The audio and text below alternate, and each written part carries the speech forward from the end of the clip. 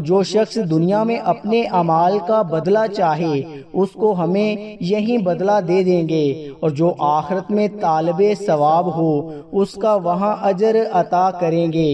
اور ہم شکر گزاروں کو ان قریب بہت اچھا صلہ دیں گے۔ مرتے وقت انسان کے دل و دماغ سے ہر چیز نکل جاتی ہے، سب کچھ بھول جاتا ہے، اپنا مال و دولت، محل، عزیز و اقارب، رشتہ دار، سب کچھ بھول جاتا ہے، مگر مرتے وقت انسان دو لوگوں کو بہت زیادہ یاد کرتا ہے۔ دو لوگ ہرگز نہیں بھولتا، ان کو سامنے بٹھا کے چیخنے کی کوشش کرتا ہے، ان کے غم میں رونے کی کوشش کرتا ہے، مگر رو نہیں پاتا۔ حضرت مولانا جلال الدین رومی رحمت اللہ علیہ فرماتے ہیں، میرے محلے میں ایک شخص زندگی موت کی جنگ لڑ رہا تھا،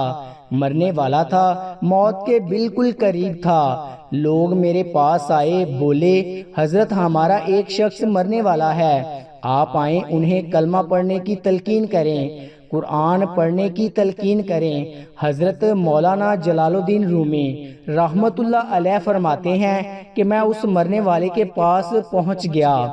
اس کے قریب بیٹھ گیا، آس پاس میں اس کی دوست، رشتہ دار، عزیز و اقارب بیٹھے ہوئے ہیں۔ اب اس مرنے والے کی آنکھیں چھت پہ لگی ہوئیں، کچھ سوچ رہا ہے۔ اللہ تعالیٰ نے اسے بولنے کی توفیق دی، وہ رو کر کہنے لگا، میرے بچے کہاں ہیں؟ اس کو نہ کمایا ہوا مال یاد آیا، نہ دولت یاد آئی، نہ عزیز و اقارب،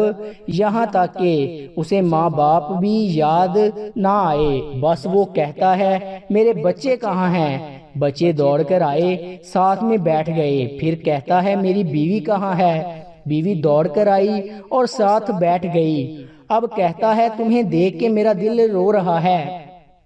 سوچ رہا ہوں کہ میرے مر جانے کے بعد میرے بچوں کا کیا بنے گا۔ انسان جب مرتے وقت بچوں کو دیکھتا ہے، اللہ تعالیٰ جب اسے دیکھنے کی توفیق دیتا ہے، ہمت دیتا ہے، جب آخری بار بچوں کو دیکھتا ہے تو وہ یہ بھول جاتا ہے کہ میرے مرنے کے بعد میرا کیا بنے گا، یہ سوچتا ہے کہ میرے مرنے کے بعد میری اولاد کا کیا بنے گا، میرے مرنے کے بعد پتہ نہیں میرے بچوں کا میری طرح کوئی خیال رکھے گا یا نہیں۔ اس کی آنکھیں رو رہی ہوتی ہیں۔ بیوی کو نصیحت کرنے لگا، میں تو دنیا چھوڑ کے جا رہا ہوں، مجھ پہ ایک احسان کیجئے گا، میرے ان بچوں کو قرآن مجید کی تعلیم لازمی دیجئے گا۔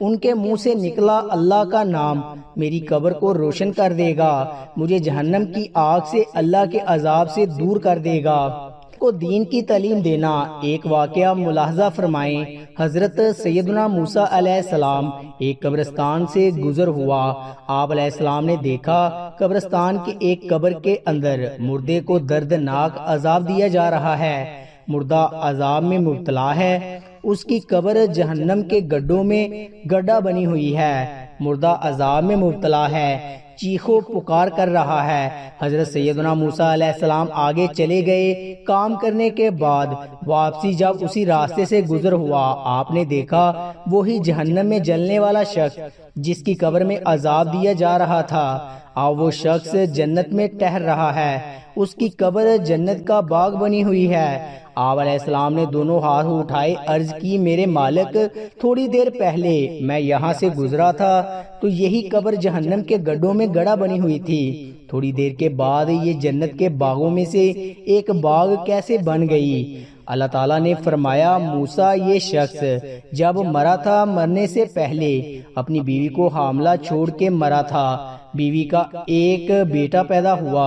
بچہ آج چھوٹا کل بڑا، تھوڑا سا بڑا ہوا تو اس کی بیوی بچے کو مسجد میں بھیجا، معلم صاحب نے اس کے بچے کو بسم اللہ الرحمن الرحیم پڑھائی، جب اس کے بچے نے بسم اللہ پڑھی تو موسیٰ مجھے حیا آئی کہ اس کا بچہ میرا نام لے اور میں اپنا نام لینے والے بچے کے باپ کو جہنم میں ڈالوں، یہ میری رحمت گوارا نہیں کرتی، اس لیے ہمیں چاہیے کہ اپنے بچوں کو قرآن مجید کی تعلیم دے۔ اگر تم چاہتے ہو کہ تمہاری قبریں روشن ہوں، عذاب تمہارے قریب بالکل نہ آئے، تو اپنے بچوں کو قرآن مجید کی تعلیم دینا۔ حضرت مولانا جلال الدین رومی رحمت اللہ علیہ فرماتے ہیں وہ شخص توبہ کرتا کرتا یہ کہتا